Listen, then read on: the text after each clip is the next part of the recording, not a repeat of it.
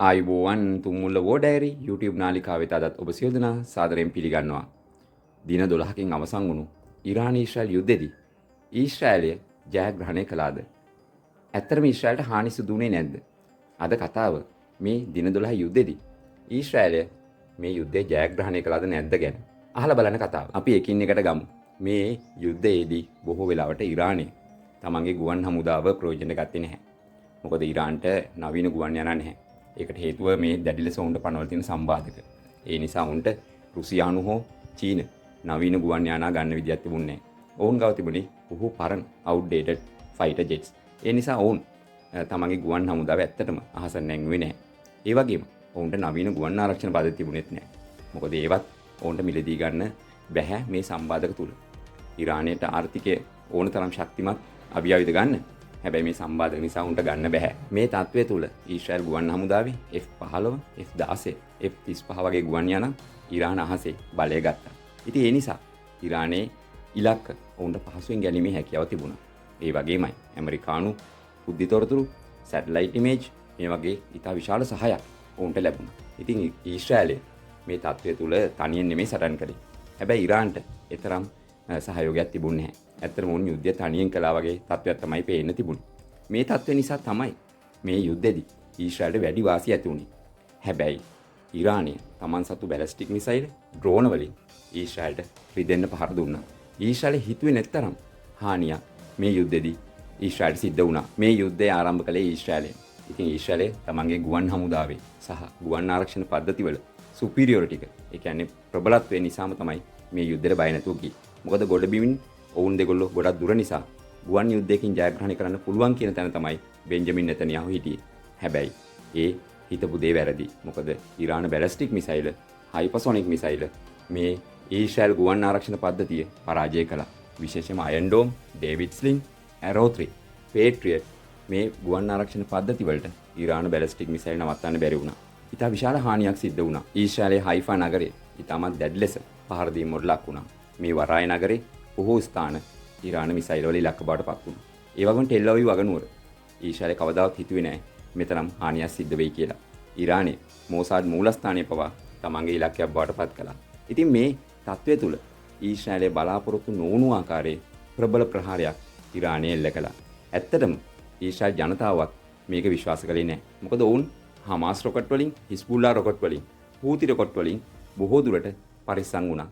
ඒ අයන් dome පද්ධතිය නිසා. නමුත් අයන් ඩෝම් පද්ධතිය මේ ඉරාන බැලිස්ටික් මිසයිල් හමුවේ සම්පූර්ණයෙන් පරාජයටපත් වුණා.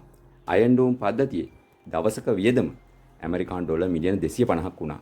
තව යුද්ධය සතියකට වඩා ඔවුන්ට අල්ලන් ඉන්න බෑ. මොකද අයන් ඩෝම් මිසයිල් පවා අවසන් වෙමින් පැවතුණා. ඊශ්‍රායලයේ හයිෆා, ටෙල් අවීව්, ජෙරුසලම් මේ නගර තුන තමයි ඉරානයේ ප්‍රධානතම ඉලක්ක බවට පත් වුණේ. ඉතින් බොහෝ වෙලාවට මේ ඉරාන මිසයිල් ඉන්ටර්සෙප්ට් කරන්න ඊශ්‍රායලට විශාල වශයෙන් තමගේ මිසයිල් අහසට මුදාහරින්න සිද්ධ වුණා. ඉතින් මේක නිසා තමයි තවත් දවස් කිහිපයක් ගත වුණා නම් මේ ඊශ්‍රායල ගුවන් ආරක්ෂණ පද්ධති සම්පූර්ණයෙන්ම අඩපණ වෙනවා කියලා බටහිර මාධ්‍ය කිව්වේ. ඉතින් අවසානයේ මේ ඇත්ත එළියට එන්න ගත්තා. මොකද සමහර බටහිර මාධ්‍ය තියෙනවා මේ ඇත්ත ප්‍රකාශ කරන. ඉතින් එවැනි ප්‍රකාශකයන් කියුනේ අයන් ඩෝම් පද්ධතියේ දවසක වියදම ඇමරිකානු ඩොලර් මිලියන 250යි.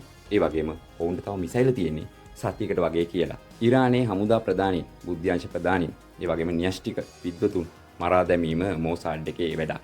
මොකද ඉරානය තුල මොසාඩ් එක ඇතුළටම ගිහිලා තියෙනවා. ඔවුන්ගේ ස්පයිස්ලා එහෙම නැත්නම් මේ ඔත්තුකරුවන් මේ ඉලක්ක ළඟටම ගිහිල්ලා. මොකද ඉරානය කියන්නේ බෙදුණු රාජ්‍යයක්. මේ ඉරාන් රෙජීමට එරෙහි විශාල පිරිසක් ඉන්නවා. ඉතින් මොසාඩ් එකට ඔවුන්ව සල්ලි වලට ගන්න එක හරිම පහසුයි. ඉතින් ඒ නිසා තමයි මේ ඉරානයට තමන්ගේ හමුදා ප්‍රධානීන් සහ දේශපාලඥයන් බේර ගන්න බැරි වුණේ. විශේෂයෙන්ම මේ මොසාඩ් එක කියන්නේ ලෝකයේ තියෙන හොඳම බුද්ධි අංශයක්. ඉතින් ඔවුන් ඉරානය තුල ඉතා විශාල නෙට්වර්ක් එකක් හදාගෙන තියෙනවා.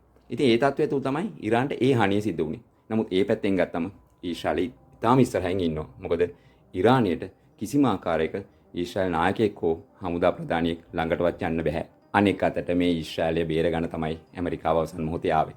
මොකද ඊශ්‍රායලයට මේක තවදුරටත් අල්ලන් ඉන්න බෑ කියලා ඇමරිකාව දන්නවා. ඇමරිකාව බෝම්බ හෙල්ලා ඉන්පසු ඉරාන්ට අවස්ථාවක් දීලා මේ වැඩේ ඉවර කළා. මොකද දිගු කාලීන යුද්ධයකදී ඇත්තටම ඊශ්‍රායලට මේක කරන් යන්න අමාරුයි. ඊශ්‍රායලය කියන්නේ යම් ආකාරයක ප්‍රබල ආර්ථිකයක් තියෙන රටක්.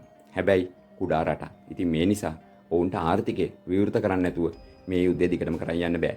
ඉරානය කියන්නේ සම්බාධක වලින් බැට කාපු මේකට හොඳට පුරුදුණු රටක්. ඉතින් ඒ නිසා මේ යුද්ධයක් වගේ දෙයක් ඇදගෙන යන්න ඉරාන්ට හැකියාව තියෙනවා. අනික දික්කාන යුද්ධයකදී ඉරාන්ට තමන්ට සහයෝගයට එන රටවල් ප්‍රමාණය වැඩි වෙනවා.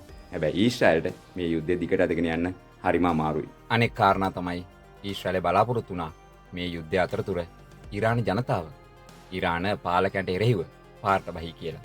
ඒ කියන්නේ උන් බලාපොරොත්තු වුණා රෙජිම් චේන්ජ් එකක්. නමුත් ඒකේ අනිත් පැත්ත තමයි සිද්ධ වුණේ. ඉරානයේ පාලකයන්ට එරෙහිව ඉරාන ජාතිකයන් තුළ විරෝධයක් පවතිනවා. නමුත් මේ මොහොතේ ඔවුන් එකට එකතු වුණා. මොකද ඔවුන්ගේ පොදු හතුරයි ඊශ්‍රායලය. ඉරානයට පහර දෙද්දී ඉරාන් රෙජිමේට තිබුණු ජනප්‍රියත්වය වැඩි වුණු බව තමයි පේන්න තියෙන්නේ. ඉරානයේ තත්ත්වය ඒ වගේ වුණාට ඊශ්‍රායල තුල තත්ත්වය ඊට වඩා වෙනස්. මොකද ඊශ්‍රායල් ජනතාව බලාපොරොත්තු වෙන්නේ නැහැ ඉරානයේ මේ වගේ ප්‍රබල ප්‍රහාරයක් එල්ල වෙවි කියලා. විශේෂයෙන්ම හයිෆා, ටෙල් අවීව්, ජෙරුසලම් වල ගම්මාන වලට විශාල හානි සිද්ධ වුණා. ඉතින් යම් ආකාරයකට මරණ ඒ වගේම තුවාල වීම සිදු වුණා. මේ තත්ත්වය තුළ ඊශ්‍රායල අගමැති බෙන්ජමින් නෙතන්යාහු රජයට යම් විරෝධයක් ඊශ්‍රායල තුලින් තවදුරටත් මේ යුද්ධය කරන් ගියොත් පැන්නගින්න තිබ්බා. මොකද මේ රජයත් සුළුතර රජයක්. ඉතින් ඒ නිසා තත්ත්වය ඊශ්‍රායල පැත්තට අවාසි වුණු නිසා තමයි ඇමරිකාව මැදිහත් වුණේ. එහෙම නැත්නම් ඊශ්‍රායලට මේ යුද්ධය සෑහෙන කාලයක් ඇදගෙන යන්න ගියා නම් ඩොමෙස්ටික් ඉෂුස් එනවා. ඒ කියන්නේ ජනතාවගෙන් ප්‍රශ්න එනවා. මොකද ඊශ්‍රායල් ජනතාව කැමති නැහැ දිගු කාලන මේකෙන් පීඩා විඳින්න. හමාස්, හූති, හිස්බුල්ලා වගේ නෙමෙයි. ඉරානයේ ප්‍රහාර ඔවුන්ට ඉතාමත් දැනුණා. අද කතා කළේ මේ ඉරාන ඊශ්‍රායල් යුද්ධයේ පසුබිමම. විශේෂයෙන්ම අපිට ඇහෙන්නේ ඉරාන්ට වෙච්ච හානි ගැන. ඇත්තටම ඊශ්‍රායල්ට වෙච්ච හානි ගැන කතා වෙනවා බොහොම අඩුයි. ඒ නිසා මම මේ අද විශේෂයෙන්ම මේ පිළිබඳව යම් ආකාරයකට කරපු අධ්‍යයනය තුළින් තමයි මේ කතාව කිව්වේ. ඉතින් තවත් අලුත් තොරතුරු එක තවත් දවසක හමු වෙන්නම්. ඔබට සුබ දවසක්.